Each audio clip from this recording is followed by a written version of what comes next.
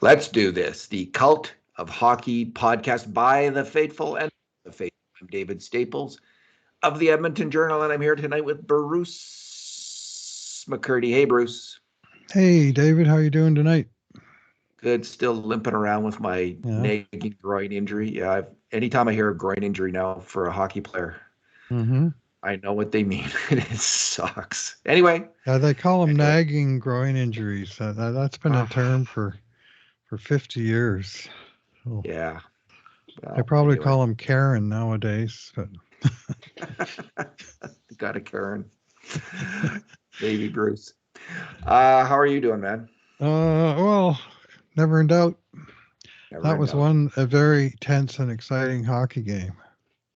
Yeah, the Oilers are playing well, though. Right to the 3600th second of the game. It was in doubt. Indeed, it was. Yeah, the Wild have some good players, Do Boldian, they ever? Kaprizov, and the grade A shots though in the game. Give me 1 second. Were not that close. In terms of grade A shots, it was 20-10.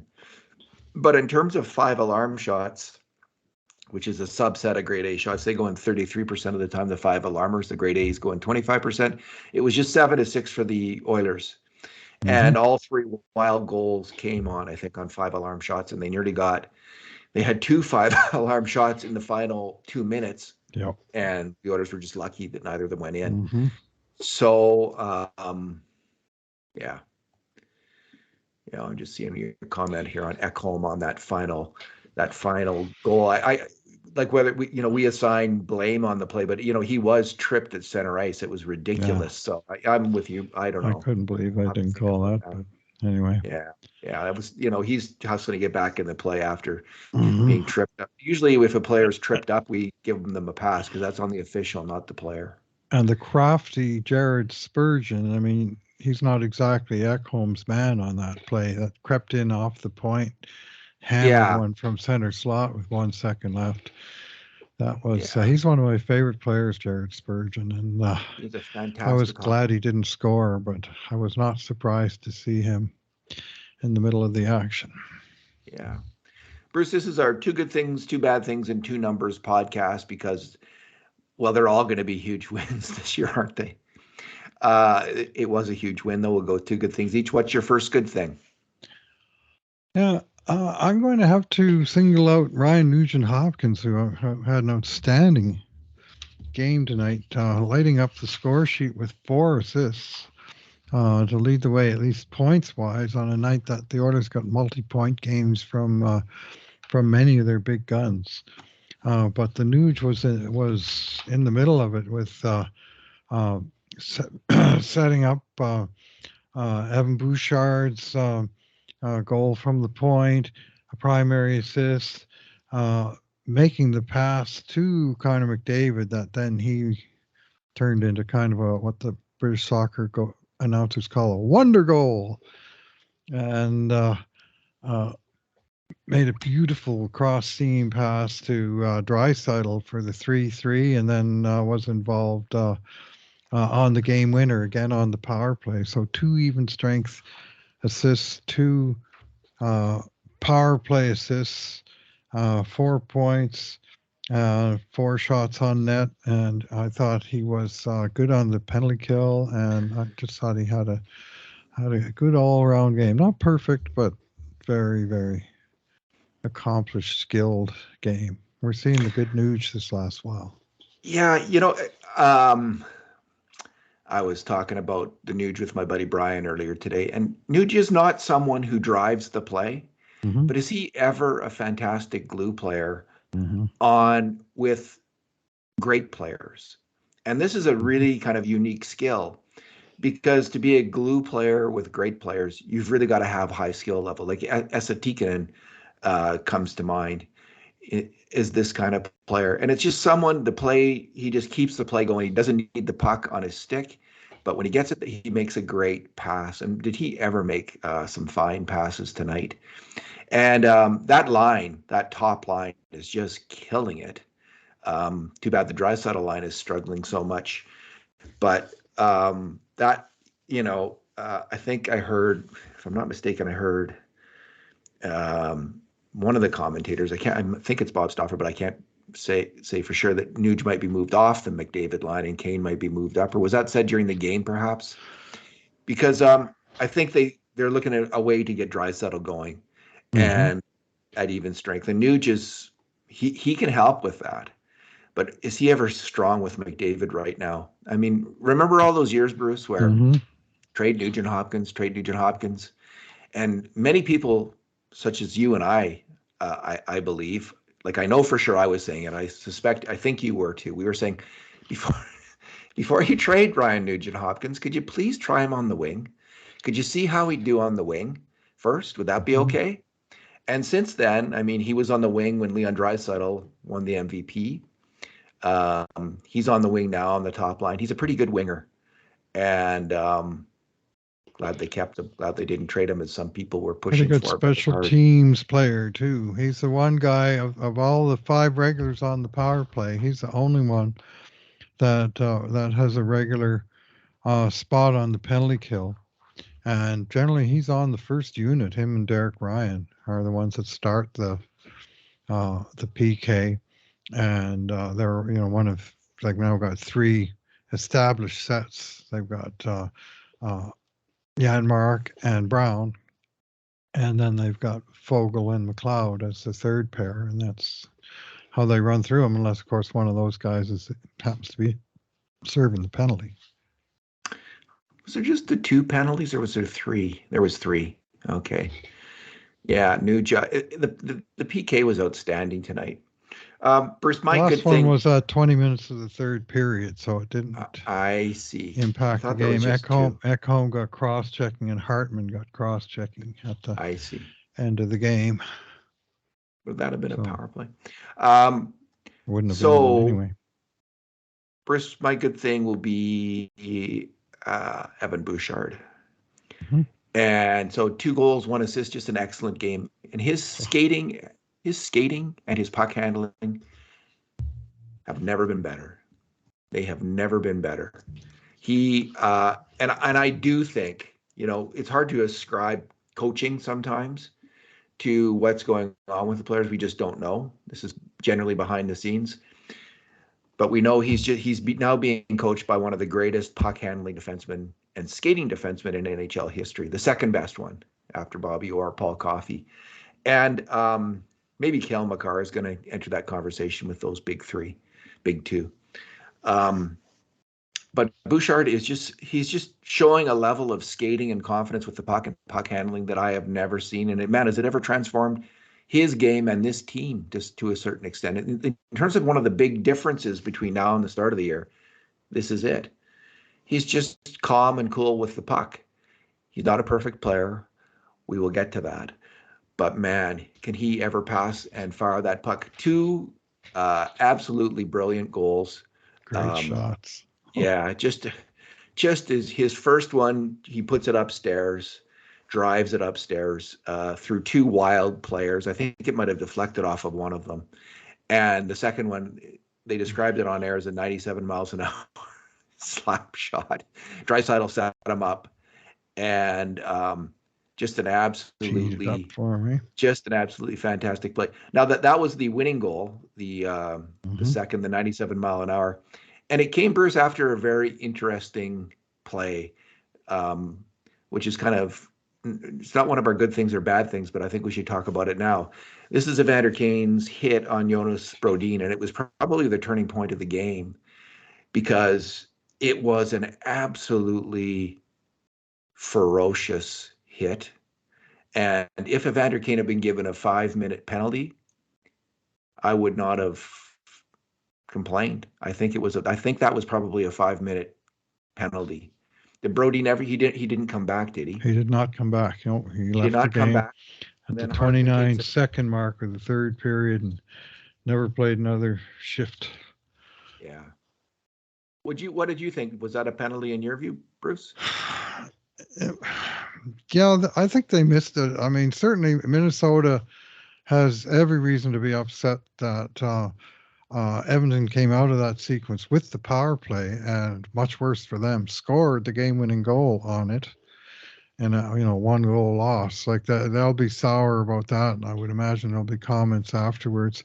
I think you see hits like that where the guy gets taken into the boards, but and he a little bit turned into it, but it definitely was boarding. Like I'm very surprised it wasn't 2 minutes. 2 minutes. And Yeah. I mean 5 would have been, you could the guy went down and went off, and so I think you'll probably be seeing a fine to the maximum level of the CBA or something tomorrow, or he might even get a game for that. But it was a I don't know if that's a game. game-turning play. And this is one game I think where the Oilers, I mean, the refs, they had a tough game. That was a Uh, vicious and game. it was Yeah. a vicious game, and they didn't really have a good handle on it. But I think the Oilers got the benefit of the refs. I'm be the first one to gripe about it when they don't.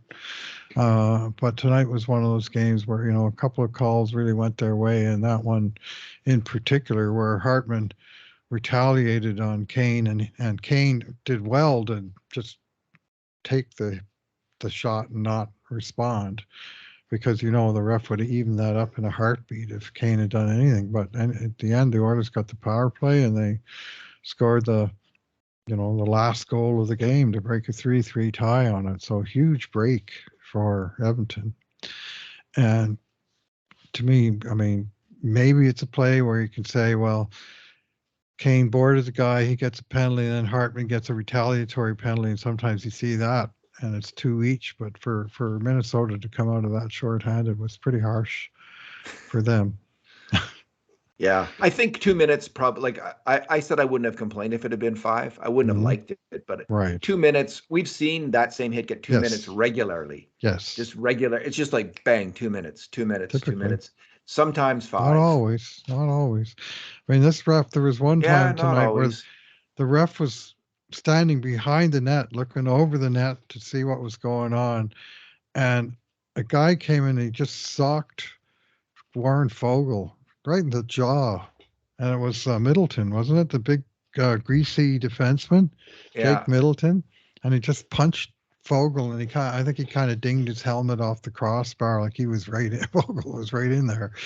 And he came back, and he was pretty sour when he got up, and he gave the ref a nice, right, he just said, "Eat of this," and he just stopped about 3 inches short of the ref's jaw when he said, "This is what he did to me." And I was kind of surprised the ref did not respond. Like, I'll give the ref credit for. I mean, Fogel was just demonstrating and not threatening in any way, but it was a very unusual looking argument. But on the other hand, Middleton socked him in the jaw and got away with it. And there was a lot of stuff. Few drops of blood got spilled in this game, and these two teams did not appear to like one another at all. Uh, No, and we all hate the Wild in Edmonton. Jake Middleton played 22 minutes that game, so he's stepped up for yeah, this team. he's a top four now. Jared Spurgeon 28. If Brodeen is hurt and out for a Yeah. while, boy, the Wild will be really mad because he's a Hmm. key player in the prime of his career, Hmm. key defender for this team. So yeah, I hope he's okay, even though I hate the Minnesota Wild. All right, okay, what's your second good thing, Bruce? Yeah, I'm going to go with the 3-3 goal, also scored on the power play late in the second period in Edmonton. This was a game where the Oilers absolutely dominated the first and only led by one. And then they had some defensive issues in the second, which you're going to talk about in a minute. But they fell behind 3-2, and it was one of those, if the game gets to the second intermission and they're behind, and then Minnesota, who's only given up 7 goals in 5 games under the new coach, plays, lockdown kitty bar the door in the third period. So Edmonton needed their power play, and it came through for them twice in a row. But I'm going to single out the 3-3 goal as being a particularly beautiful, I thought, sequence. It started by winning possession, getting the puck back to Bouchard, and he hammered a shot that broke the stick of Joel Eriksson Ek, and it took him a few seconds to realize it, but then he sort of had, nope, my stick's compromised, and he dropped it. And what I loved was the patience that the Oilers showed to get the one shot that they wanted, because the penalty came at Let's see if I got this right. 17:35, and the goal was at 18:30, and the broken stick happened like 10 seconds from the start of the power play, so it was like 45 seconds from there. And they won a couple of, looked like many might clear the puck. McDavid won one battle, Hyman won one battle. Bouch did a good job along the blue line, keeping it in and getting it to safe spots so that they could reset. And it took them a few tries to get the shot they wanted, but then when they did, it was just this fabulous rotation across the ice where Bouchard moved across uh, left to right, dropped it for McDavid, who was flowing across the other way, and Nugent Hopkins slipped into the middle, and McDavid slipped it over to him, and Nuge played a perfect pass over to Draisaitl on the bottom of the right circle, and Leon absolutely buried it. Basically, perfect shot off the crossbar, just inside the short side post, bar down, to finish the sequence.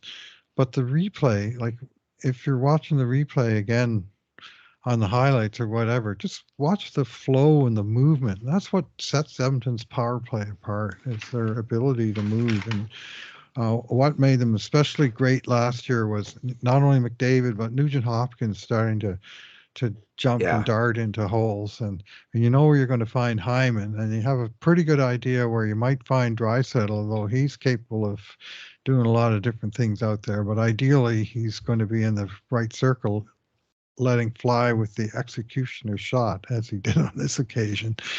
And it was one clean and true shot that tied the game at 3. And at that point, at least I felt that this game is stable again. That that they're in good shape to win it in the third, or at least get a point out of it and maybe win it later, or at least get a point out of it. Whereas all the time that they're trailing, I was very nervous that this was a game that the team playing the third game in 4 nights was somehow going to find a way to, get outshot 40-20 and somehow win, right? And in the end, they got outshot 40-20 and they lost by 1. And they played a hard competitive game, Minnesota, but I thought that tying goal was huge. So late in the second. Has to be a demoralizing loss for the Wild. We can only hope. um, yeah, Bruce. When a forward loses a stick on the PK, obviously the point shot is open then, right? But you don't really want a point shot necessarily, even if it's Evan Bouchard shooting it. You want to get that cross seam if you're the Oilers. That's what you're looking for. And they did that cross seam with the play that we had talked about. They hadn't been going to earlier this year, going low to McDavid, then high to Nuge, and then over to Draisaitl. And that's often open, especially if the guy doesn't have a stick there. So fantastic play. In terms of movement, Bruce, I think Bouchard might be another guy who's going to start moving on that power play. He did move on that play. He moved into the middle, and that was started the whole. It was like one of these basketball plays where everybody goes in a different direction all at the same time. And anyway, he's been doing more of that. He was involved in a goal the other night. That's much the same thing, where his unexpected movement along the blue line kind of opened up the whole play, and good things happened from there. Well, when you have a defenseman like that with a shot like that, and he's moving around, it's got to scare the hell out of other teams. I mean, good in a good way. All right.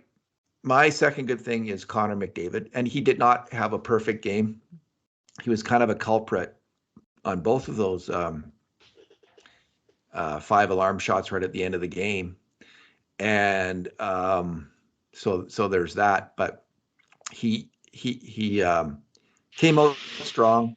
He looks completely healthy now. He just looks like he's so sharp, and his skating is sharp, his puck handling is sharp, everything is sharp. He set up both Hyman and Nugent Hopkins for early grade A shots. But then came the goal. Just when I thought the Oilers were most at risk of losing this game, they were down 2-1, 2 quick goals by the Wild, one after more. After that great period. Yeah. Great. They have a great first period. They were unlucky not to be ahead by more than 1 goal. It was 1-0. It could have been 2-0 easily. The Wild had nothing going on, and then bang, bang, they get 2 goals on good shots, but we'll talk about the defensive breakdowns in a second. And it just looked like, oh, we've seen this movie before. We saw it in the first 13 games of the season that got Jay Woodcroft fired, and I just thought it's going to happen again. And this is the difference. This is the biggest difference between then and now. Connor McDavid's healthy now, and he will single-handedly pull your team back into the game and give you a chance to win. Which is what he did. He just rushes up the ice, dekes into the middle of the ice, dekes the goalie, and he's in doing so he carries himself behind the net, but he's able to reach out and stretch and tuck the puck in as he's going behind the net. Just one of the great goals of his career. I mean, it's got maybe in the top 10, 20. Yeah, there's so many, like there's just, it's endless. But it might be it's probably in the top 25, let's put it that way, which for him is pretty spectacular goal. Go ahead. I just so loved his patience on this goal.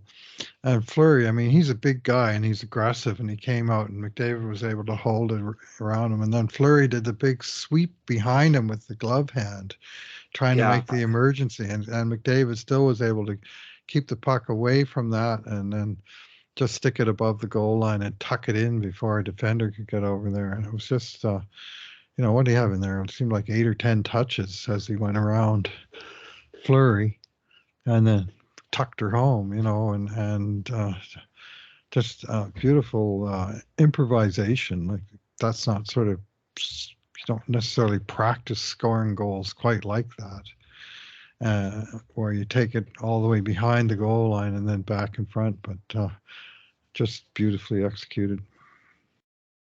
Bruce, what is your bad thing? Yeah, well, I'm going to go with that first goal in the second period. Like, the Oilers fought, like they played not quite a perfect first period, but they really dominated it. 18-4, I think, were the shots, and grade A shots were very one-sided as well. Fleury had played really well to keep Minnesota in the game, and you think, okay, this is, you've done everything you can against a tired team, and you just sort of take it from here. Well, that 20-minute lead didn't last 20 seconds, and it was like right off the center ice face-off. Minnesota won the face-off and just skated ahead with it. Like, they didn't pull it back. They just went right from the center line, right into the Oilers zone. Puck went right into the corner, and there was a little bit of chaos. Like, Evander Kane, he was back there, but he wasn't really playing left wing, which is sort of his position. And he kind of got drawn down into the F1 position, and Draisaitl was wound up being the guy who wound up trying to cover that lane, but I think he was a split second late because he wasn't quite expecting Kane to freelance on defense quite to that extent. And so he went out to the point, but he didn't have the good angle. The point man shoots, the puck is deflected in front, and the rebound spits out, and the guy chunks it in with 15 seconds. It just seems so damned easy, that goal, to give up after working so hard to get that puny 1-goal lead. So, oh no, here we go. And then here we go further with goal number 2 that you're going to talk about. Yeah, Bruce, it looked easy because it was a lazy play. Mm-hmm. I thought Darnell Nurse was lazy at the side of the net, getting to the player who deflected that puck. I thought Draisaitl was a little lazy getting out to the point. And I thought Ceci was a little lazy on his check of the guy it was Boldy, I think, who scored it. And it was he just let him get inside position. And it just had that feeling of like, you're not really desperately defending here. You're all kind of cruising. And cruising's okay, but cruising in the NHL shift of a period leads to goals against. It really does. And so that really brought back, I mean, this line, I can see why they're looking at changing up the lines maybe a little bit as well as the McDavid line is playing. Connor Brown is still struggling. He is still struggling. Yes, And he Evander Kane and is. Leon Draisaitl have so many great things about them as players, especially Draisaitl. They are both just fantastic hockey players. But on defense, you use the word freelance. I th- Mhm. I think that's an apt word for both of them. They're freelancers in the defensive zone, and having two freelancers on the same line, I don't know if that's going to work. I don't think it is going to work, and I think it's a part of the problem with that line. Anyway, they're gonna have to figure this out. Maybe they'll move Fogel up to that line because Fogel's playing well, and maybe they'll move Connor Brown down. Then of course the third line is not so good, so maybe you might want to just not Well, do that. We'll see what the happens. the other possible switch is Brown for Ryan. Leave the third line alone because they've been good, and Geez, switch Derek Derek Ryan. Ryan up with They you will never know, do that. eh, Maybe they will. Maybe this new coach will do it. Will finally someone. I mean, Jay Woodcroft recognized Ryan finally. hmm, He did at the start of his career, and then he did again in the playoffs last year when Ryan was such a force for the Oilers in two-way hockey. And that's a weird thing to say, but it's true. Derek Ryan can really play hockey because he's so smart. And yeah, Derek Ryan on that line with Draisaitl and Kane mhm. would be the move. I second that, Bruce. Good suggestion.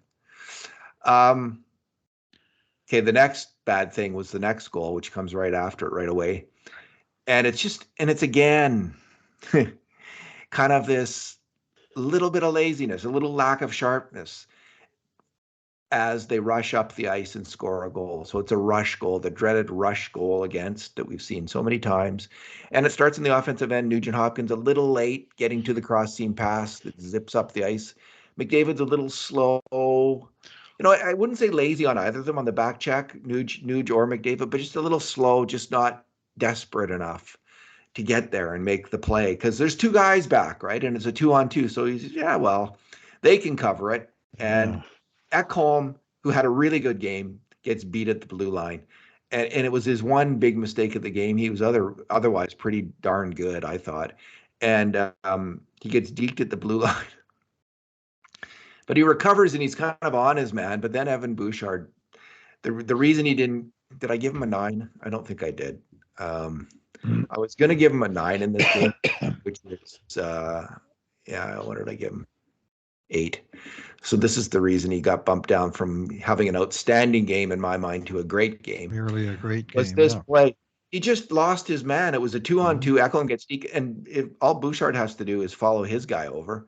mhm. But he's on walkabout. He's Yeah. wandering, as we say, in the red light zone, not Mhm, covering anyone, not covering a shooting or a mhm, passing lane, and bam, it's right in mhm. the net. Wide open, wild player Right. because of Evan Bouchard. And I could just hear all the Evan Bouchard haters, and they're still there. They're quieter. Yeah. They're quieter, but they're still there. And I'm sure they had a Mhm. big roar at that play because I did. Yeah. Yeah, and McDavid, as great as he is, he was in good position in the neutral zone, and then he just didn't do anything. It was like a 2-on-3, and it became a 2-on-2. Yeah, he could So have shut it down. You're right. he He could could have have Bobby just Clarked it and skated it shut it in down. there and outmanned them, and he just Yeah. let it go. And to me, that was Yeah, fair enough. not good enough. Puck wound up in the net. And that's how you lose games, right? That's how they lost games earlier this year. And, at one point, I think they had 5 grade A shots, Bruce, the Hmm. Wild, Hmm. and they had 3 goals. Yeah, well, all Grade A three. shots are supposed to go in 25% of the time, not 60% of the time. So that wasn't good. Yeah, Not yeah. good at Well, all. they had 3 5 alarm shots in the second period, and they all went in. And they had 3 in the third period. None of them went in. So Stuart Skinner did come up big when he needed to, and he got the post. Got some help with the yeah, post when he needed it as well. Okay, what is your number? yeah. Well, our numbers are going to overlap a little bit, but I'm going to go with 10, which is the 10-game point streak of Evan Bouchard, Wow. who becomes the first Oiler defenseman ever in the history of the franchise not named Paul Coffey to run a point streak that ran into the double digits. Paul Coffey, this is a kind of a Gretzky and style record that Coffey has. Coffey did it 9 times, and nobody else had ever done it even once. Coffey's club record, which I still think is probably pretty safe, is a 28 game point streak. I think that'll probably stand the test of time. But here's the funny thing, the team is in its 44th NHL season now, and Paul Coffey has just finally returned to the club. I mean, he only was here for 7 years when he had those 9, 10 game point streaks, and he's back in the club for the first time in 37 years. He's coached for 11 games, and already one of his proteges has become the first guy not named him to get a 10 game point streak. So whatever he's saying and doing is rubbing off. So that number 10, I mean, the big, huge credit here is Paul Coffey, who did it 9 times and has now coached the 10th time it's happened on the Oilers. So quite a remarkable timing, coincidence of timing, or not a coincidence, but it's a nice feat. 10 games in a row scoring point from the blue line is not easily done. He now has, my number is 92. Bouchard now has 27 points in 24 games. That projects to a 92-point season for Bouchard. I predicted 90. I thought that was his ceiling. But he's on track for 92. We'll see what happens. I mean, it's a long season. He can get injured. But on that power play, and at even strength, he has become just a dynamite, dangerous attacker. Where does he rank in the NHL now? Are you just checking that for points for D-men? For D-men, yeah, he's in the top 5. I know that, but. So the Oilers, Bruce, now as a team have 11 wins in 24 games, and for the first time they have a positive goal differential. Yeah. 84 goals for, 83 against. They're +1. The two teams directly ahead of them in the standings, Calgary is -13, St. Louis is -10. Yeah. So there's still 5 points out of Nashville. Nashville has 28 points in 26 games. The Oilers have 23 points in 24 games. So they're creeping back to real 500, the Edmonton Oilers. They don't have a lot of loser points, so it's gonna happen. Well, they haven't lost any points at all this last while, so. Yeah. But, here's the defense leaders. Quinn Hughes, 36 points. Wow. Cale Makar, 34. Evan Bouchard, 27. Victor Hedman, 27. Philip Hronik, this is a big surprise, 25. And then Noah Dobson, 23. He's the guy that got picked right after Bouchard in the 2018 draft. He went 12th. Yeah. Bouch went 10th. He's a right shot too, and he's a really, really good junior hockey player. I really liked. If they had taken Noah Dobson over Bouchard, I wouldn't have complained. I mean, I didn't know much about Bouchard, but I'd seen Dobson play quite a bit, and man, what a fantastic hockey player he is. Yeah, he is. But so is Evan Bouchard. Yep. So, hey, that's good. There's some Team Canada candidates there, Bruce? Dobson, Bouchard, and Makar. Yeah, I'll say. Not bad. That's good to have that. Are they all right shot? Is Makar right shot? Yes, he sure is. And Josh Morrissey is right there at 22 points, and he'll be in that mix as well, I'm almost certain. Yeah, and it looks like we might actually get some international hockey one of these days before Connor McDavid hits, 35. Idiots. But it bugs me. That bugs me so much. We are not likely to see Sidney Crosby in his prime and Connor McDavid in his prime on a Team Canada team, and that really irks me that that hadn't happened. What a failure of the hockey establishment, mainly the NHL, because they're the ones that hold all the cards on this. So yeah, I hate that this has happened, and I really hold it against Gary Bettman. But we've all got our grievances in life. Yeah, international hockey has certainly lost its shine, and I think probably they just don't make enough money at it or something. Yeah, there's no expansion money or something like that. There's not enough international teams that they could have a big World Cup with 16 or 24 teams or something. You just can't do that in hockey, and it's it always seems to be an afterthought when they do it. And there's been one World Cup of Hockey since 2004. There's been two since 1996. So It's kind of an American thing in a way. It's not basketball's not that huge internationally, if I'm not mistaken. It's still about the NBA, and the Americans just like their leagues, and they don't really care. I mean, it's just a shame. I don't know if you've seen the Beckham special, Bruce, on Netflix. not yet, but I It is intend to. it I've is heard it's it great. is incredible human drama Hmm. and very funny. It's Hmm. extremely Yeah. funny because Beckham and Posh Spice are a funny couple. They're like a funny kind of longtime married couple, and they really capture that vibe of the longtime married couple. But the international, you just see the international play, how big it is in soccer. It is just Oh, it's this monster. ginormous. Yeah. It looms over their lives, Hmm. and that's the way hockey should be. The most memorable hockey games. I'm Oilers fan all my life. I have greatly enjoyed Edmonton's Cup wins. Bruce, the most enjoyable hockey moments of my life have been Team Canada winning in 72, 87, and 2010. And nothing comes close, even though Oilers Stanley Cup wins. Well, they're kind of close, but I'll take those Olympic wins. I'll take those Olympic wins. So, and they Yeah, weren't no, all Olympic. yeah, no, They were we haven't had the top players at the Olympics now for 10 years. 2014. That's the last they time. could 10, it could 10 just be a seasons World ago. Cup. We got a World Cup Yeah, together without a joint yeah. team in it. That would be good. Hmm. Anyway, uh, Yeah. all right. Well, it doesn't Any, seem do to you be. need to rant about something now that I've ranted about something? Are you good? Uh, yeah, I think I'm good. Okay. I'm good. Next game is Sunday afternoon against New Jersey. I think wait. it's 2 p.m. our time. We are going to see some fantastic hockey players with the New Jersey Devils. Hmm. I don't really know much about Jack Hughes. I've watched him play. I've never really seen him shine.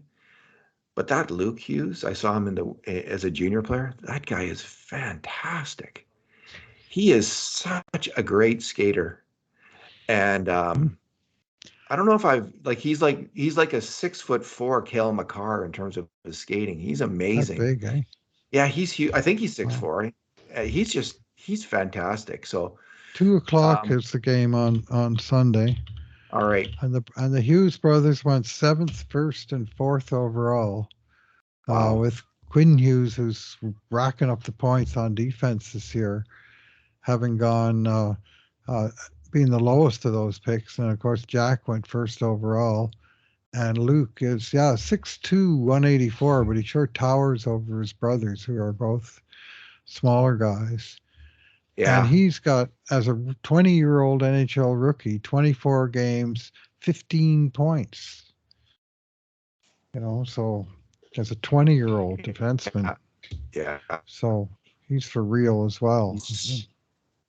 I wish they were Canadians, but they're not. Hmm. Yeah, who else? Dougie Hamilton. So yeah, if Hughes is on the top power play, I'm guessing he might be, but I don't know.